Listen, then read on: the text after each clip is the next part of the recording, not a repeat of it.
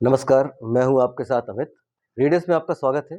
आज हम मुलाकात करने जा रहे हैं श्री अल्ताफ मुलानी जी से। अल्ताफ मुलानी जी डॉक्टर हरि सिंह गौर यूनिवर्सिटी के department of fine arts and performing arts में असिस्टेंट प्रोफेसर के पद पर हैं। आइए उनसे बातचीत करते हैं। मुलानी जी, बहुत बहुत स्वागत है आपका रेडियस में। जी, बहुत शुक्रिया। और मैं रेडियस का भी बहुत आभारी हूँ जो मुझे उन्होंने यहाँ इनवाइट किया। सबसे पहले तो सर हम जानना चाहेंगे कि आपकी प्रारंभिक एजुकेशन और आपका ये पूरा यहाँ सागर तक का सफ़र कैसा रहा और कहाँ कहाँ आपने अपना शिक्षा दीक्षा की। जी, मैं वैसे बेसिकली महाराष्ट्र से हूँ। महाराष्ट्र से सोलापुर ज़िले के एक अकलूज गांव से मेरा ताल्लुक़ है। वहाँ मेरा जन्म हुआ और वहीं मैंने ग्रेजुएशन तक की पढ़ाई वहाँ मैंने की। उसके बाद मैं बाकायदा थिएटर की ट्रेनिंग लेने के लिए मैं मुंबई यूनिवर्सिटी चला गया, जहाँ मास्टर ऑफ थिएटर आर्ट्स कि मैंने बाकायदा वहाँ 2 साल थिएटर की ट्रेनिंग ली। मेरे आदरणीय गुरुजी प्रोफेसर पद्मश्री वामन केंद्रे जी, वो उनका सानिध्य मुझे मिला वहाँ और मैं थिएटर की कुछ बारीकियाँ समझ पाया। बेसिकली रंगमंच है क्या? रंगमंच की तो बहुत सारी व्याख्याएं हैं। रंगमंच है क्या, बहुत बड़ी बड़ी बातें हैं उसमें। पर अगर सीधी बात की जाए, सिंपल बात थिएटर की बताई जाए, रंगमंच की अवधारणा की या उसके होने की, तो थिएटर क्या है? एक आर्टिस्टिक फॉर्म है, एक अभिव्यक्ति का कला रूप है, उससे ज़्यादा अलग कुछ नहीं है। थिएटर एक अभिव्यक्ति का एक कला माध्यम है, जैसे अन्य कला माध्यम है, जैसे म्यूज़िक है, सिंगिंग है, साहित्य है, पेंटिंग है, ड्राइंग है। उसी प्रकार थिएटर भी एक अभिव्यक्ति का कला माध्यम है, जिसमें एक सामूहिक कला के तौर पे ये विकसित होता है और एक राइटर से लेकर फिर एक डायरेक्टर, उसके बाद में तमाम उसकी टीम, क्रू है ना, डिज़ाइनर्स, एक्टर्स, इन सारे लोगों को मिल के एक ग्रुप कला में ये एक अपनी बुलंदी पर पहुंच जाता है। जी, मतलब आर्ट ऑफ आर्ट्स कह सकते हैं। बिल्कुल, क्योंकि सारी कलाएं इसमें समाहित हो जाती हैं, सब चीज़ें आ जाती हैं। मुलानी जी, रंगमंच की ट्रेनिंग आपको क्या लगता है क्यों आवश्यक है? रंगमंच की ट्रेनिंग इसलिए आवश्यक है, देखो, नॉलेज 2 प्रकार का होता है, एक फॉर्मल नॉलेज और एक अनफॉर्मल नॉलेज, मतलब औपचारिक ज्ञान और अनौपचारिक ज्ञान। तो क्या है, जो जीनियस लोग हैं वो अपने लेवल पे अनौपचारिक ज्ञान के माध्यम से अपने आप को विकसित करते हैं और अपने आप को अभिव्यक्त करने में भी सक्सेस रहते हैं, वो जीनियस ही होते हैं। पर जीनियस लोगों के अलावा जो लोग हैं, जो इस तरीके से चीज़ों को अनफोल्ड नहीं कर पाते, डिकोड नहीं कर पाते कि कला है क्या, इसमें कितने और कलाओं का मिश्रण है ना, तो इन सब तमाम सवालों के जो जवाब है या इन जिज्ञासा का जो उत्तर है, उसको बहुत डिटेल तरीके से, एक साइंटिफिक तरीके से उसको समझने की आवश्यकता है।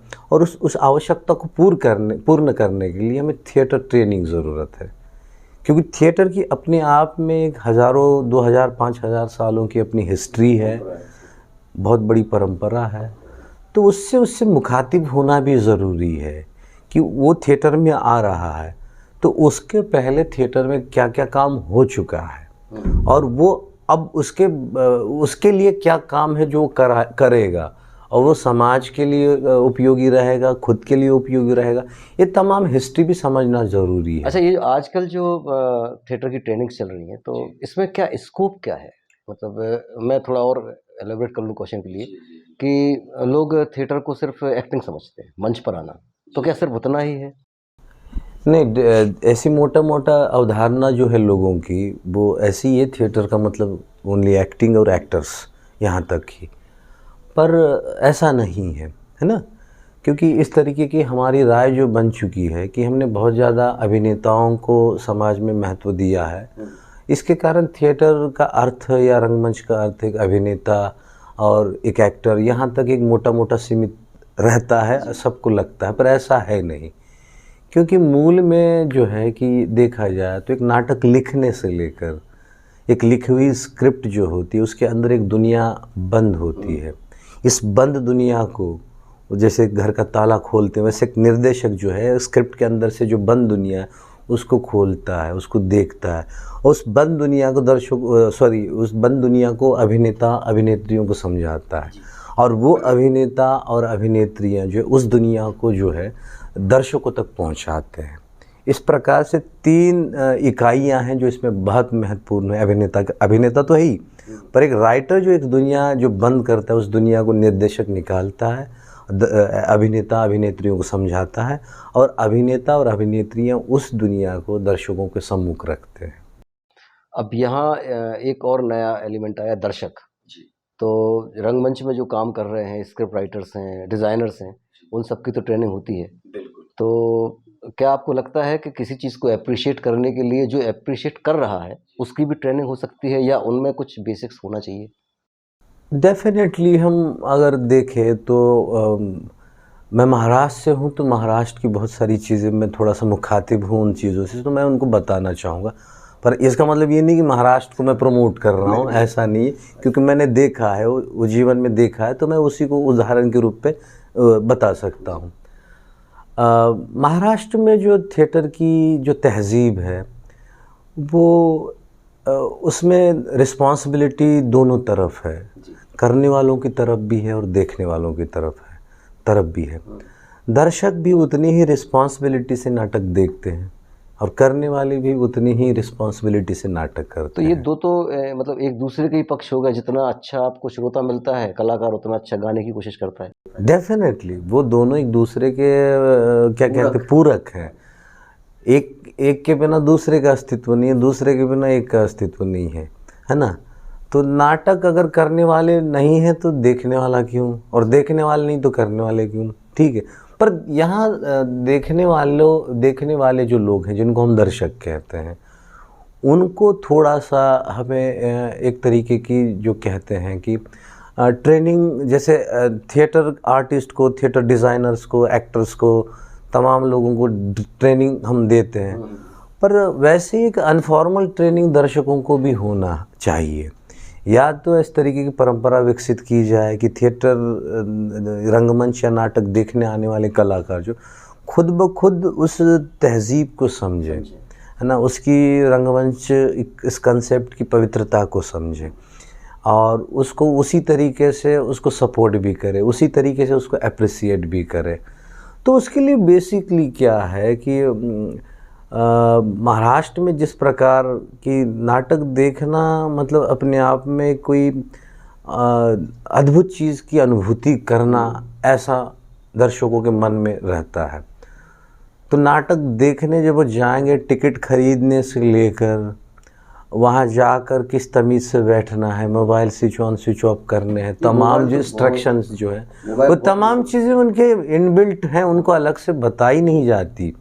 हाँ, एक सूचना के तौर पे हर जगह बोला जाता है कि मोबाइल अपने स्विच ऑफ रखिए, बच्चों को अपने थोड़ा सा ठीक से संभालिए करके, परंतु एक जो महाराष्ट्र का जो दर्शक है देखने वाला, अपने आप में उसका ट्रेनिंग हो चुका है, और वो जब मंच थिएटर में प्रवेश करेगा, मोबाइल अपना खुद स्विच ऑफ करेगा। वहाँ ये हुटिंग और टॉन्टिंग वो तमाम तरीके की चीज़ें नहीं हैं वहाँ पे, कि भाई आप नाटक देखने आ रहे हैं तो आपका आना हम लोगों के लिए कितना आवश्यक है, और आने के साथ ही साथ आप जब आके बैठते हैं, आपकी तालियाँ, आपका जो हमें प्रतिसाद है हमारी कलाओं के ऊपर, हमारे नाटक के प्रसंग के ऊपर, हमारे भाव तत्व के ऊपर, उसी प्रकार से आप जब नाट्यगृह में बैठे हैं तो उतनी ही जिम्मेदारी से आपका बैठना, जहाँ आपकी हुटिंग ना करे, टॉन्टिंग ना करे, है ना, मोबाइल बातचीत वगैरह। आप एक मराठी थिएटर की बात कर रहे थे, तो हम ये जानना चाहते हैं कि जो मराठी थिएटर है, बंगाली थिएटर है, और एक आपने गुजराती थिएटर का नाम लिया था, बेसिक इनका ये किस तरीके से, किस मॉडल को फॉलो करते हैं, और जो लोग उस मॉडल को फॉलो नहीं करते हैं वो क्या सीख सकते हैं इस चीज़ से?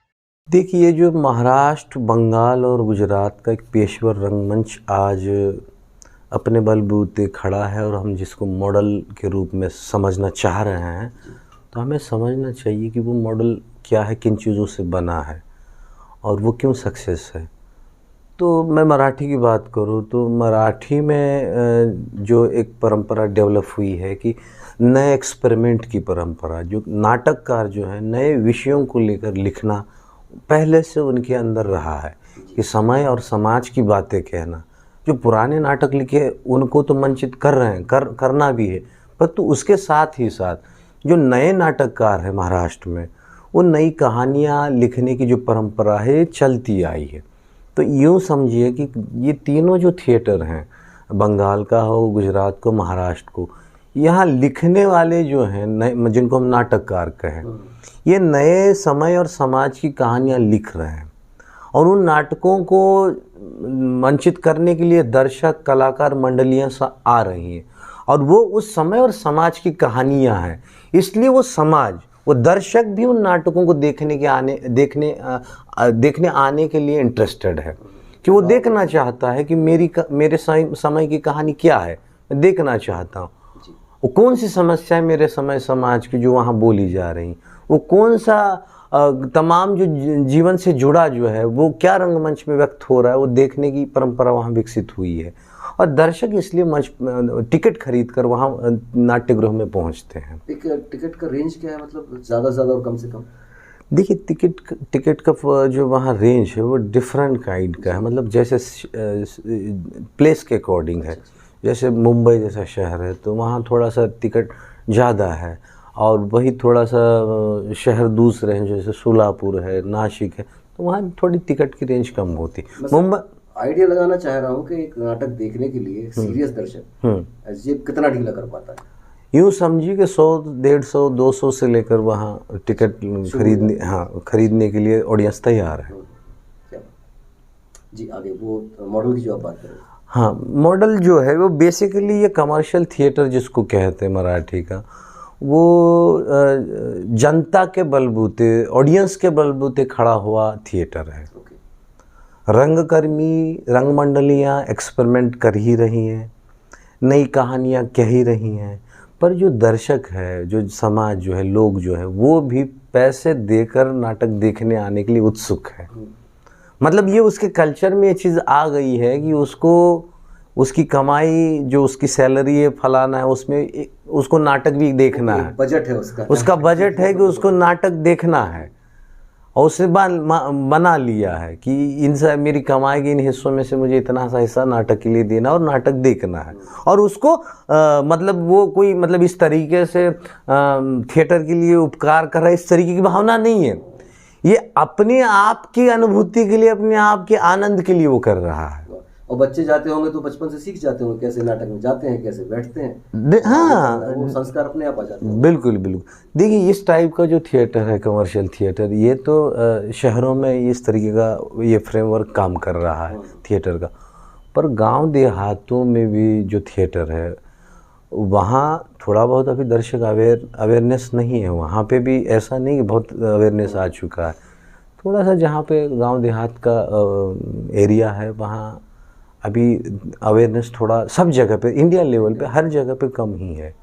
पर मेट्रोपॉलिटन सिटी जो है पूरी इंडिया की, वहाँ एक थिएटर का कल्चर एक पढ़े लिखे लोगों में डेवलप हो चुका है कि किस तरीके से नाटक देखना है, कौन से नाटक देखना है, पैसा देकर टिकट खरीद कर नाटक देखने जाना है। नहीं, मैं वो आपकी वो बात बिल्कुल अंडरलाइन करना चाहूँगा कि उनके जो मुद्दे हैं, जो नाटक वो लेकर आ रहे हैं मंच पर, वो बिल्कुल आम लोगों से जुड़े हुए हैं। हम भी रोड पर अगर खड़े होकर दोस्तों के लिए अगर अपने बीच की बात कुछ बताते हैं तो 4 लोग सुनने तैयार हैं, लेकिन अगर वहाँ बैठ के हम कुछ 700 साल 500 साल पुराना कुछ बताना शुरू करते तो लोग देखते नहीं हैं। तो वो अवेयरनेस भी शायद कहीं ना कहीं ये स्क्रिप्ट्स और हाँ, मैंने वही कहा था कि नए नाटककार जो है, एक्सपेरिमेंट्स कम, हाँ, वो नए नए विषयों को लेकर नाटक लिख रहे हैं और उन विषयों को लिखे हुए नाटकों को मंचित करना आवश्यक है। तो निर्देशक आगे आ रहे हैं और उनके साथ एक टीम आ रही है अभिनेता अभिनेत्रियों की, डिज़ाइनर्स की, है ना। और ये जो नए नाट्य लेखन से एक्सपेरिमेंट की शुरुआत होती है ना।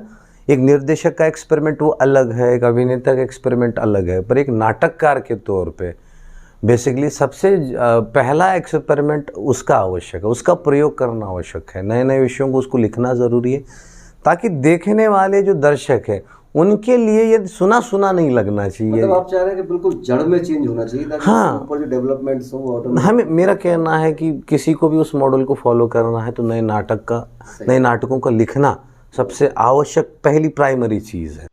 सर आप तो काफ़ी घूमे फिरे हैं, काफ़ी थिएटर आपने देखा है। हम लोग उतने लकी नहीं हैं, कुछ थोड़ा बहुत ही थिएटर हमने देखा है।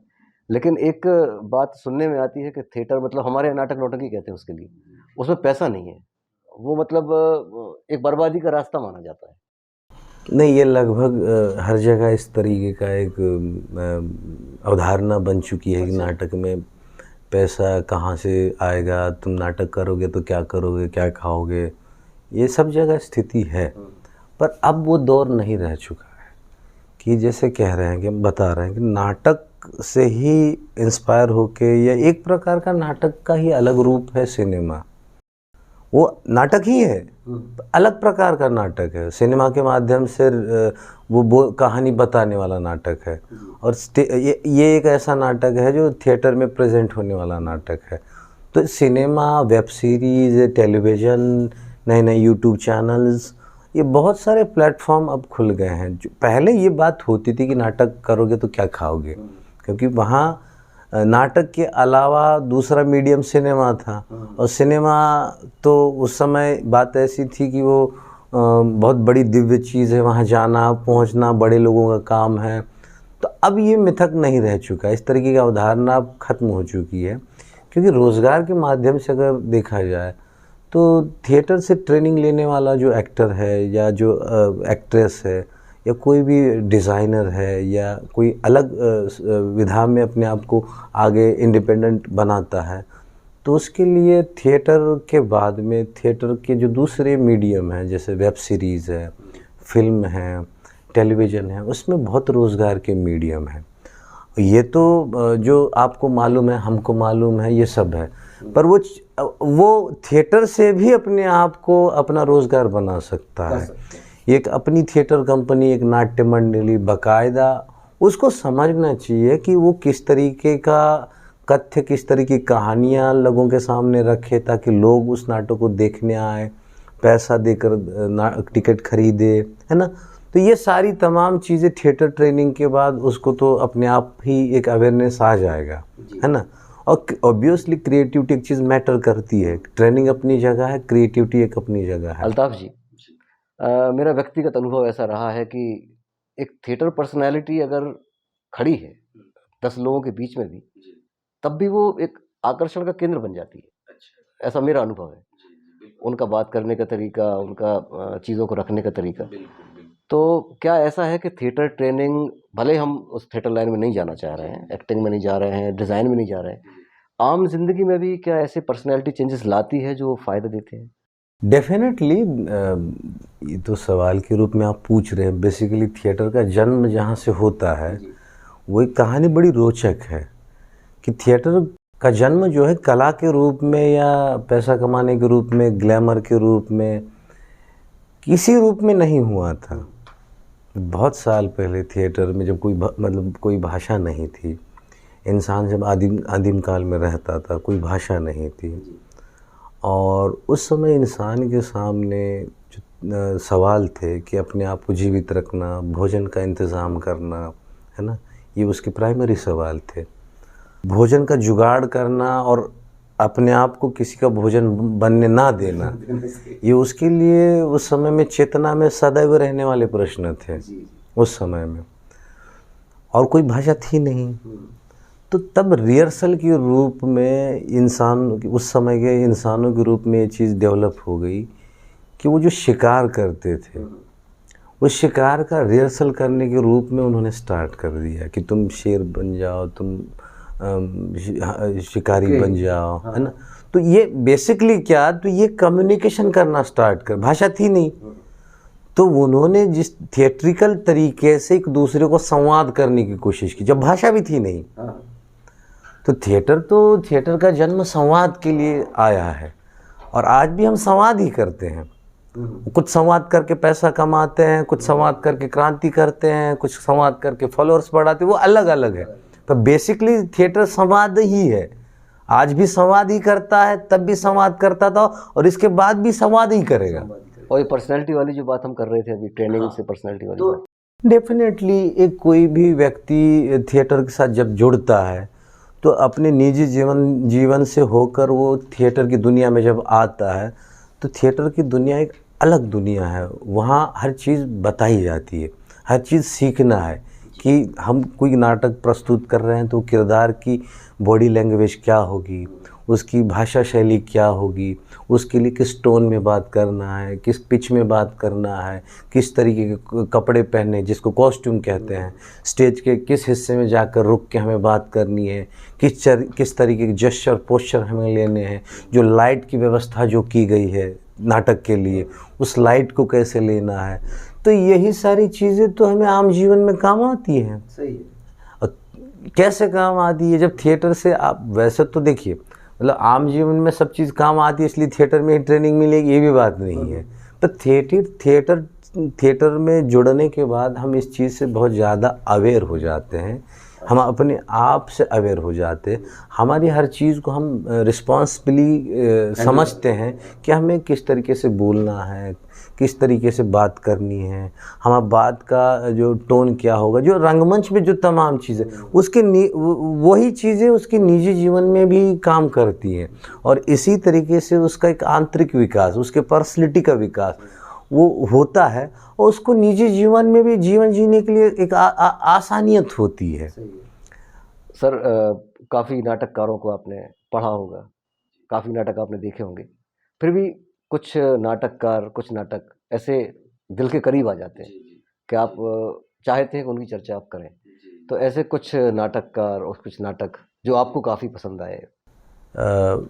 शेक्सपियर एक ऐसा नाटककार है जो एक सदा अमर रहने वाला नाटककार है, उसकी कहानियाँ कभी नहीं मरेंगी।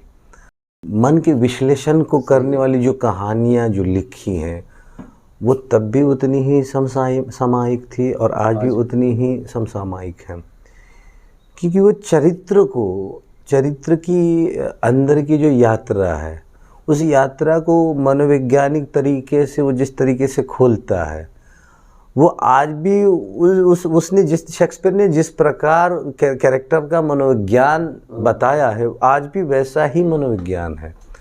तो एक शेक्सपियर का असर या शेक्सपियर एक अच्छे नाटककार हैं, उनका पूरी दुनिया पे बहुत असर है, ना कि मैं।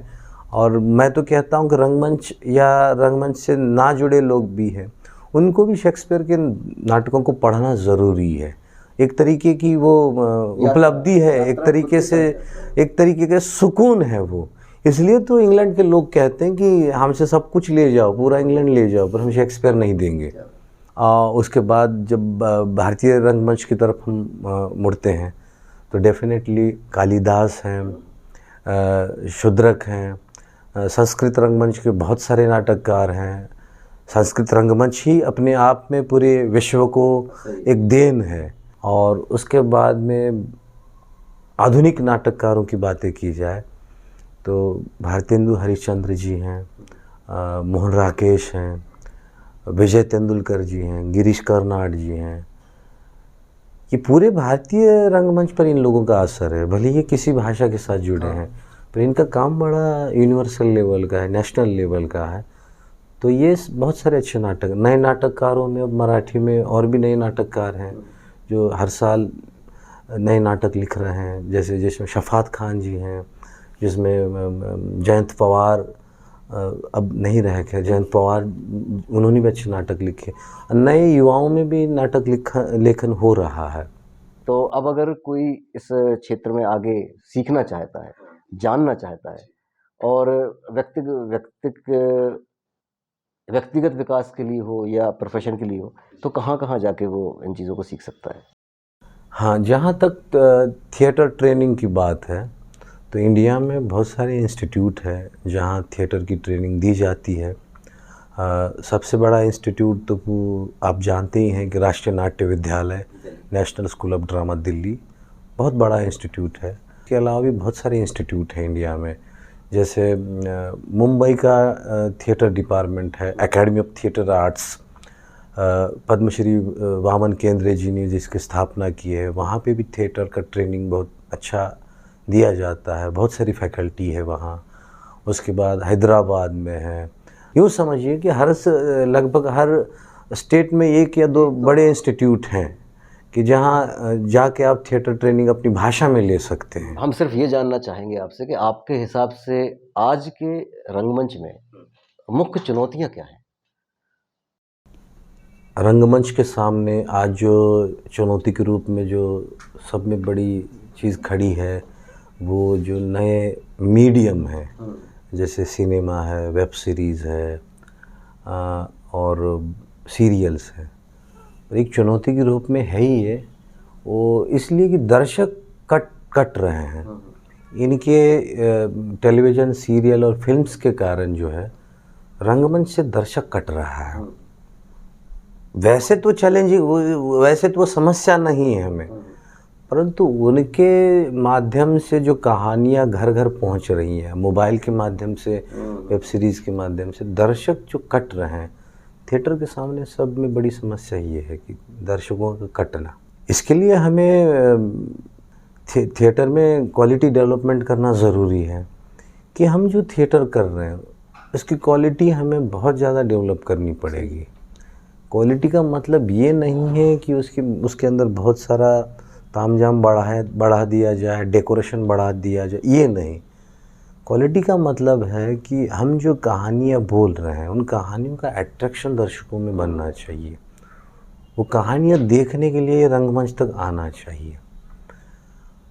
उसके आसपास की कहानियाँ, उसकी कल्चर से जुड़ी कहानियाँ, उसके जीवन से जुड़ी कहानियाँ, इनको हमें हमारे लोकनाट्य शैलियों के माध्यम से मंच पर रखना ज़रूरी है।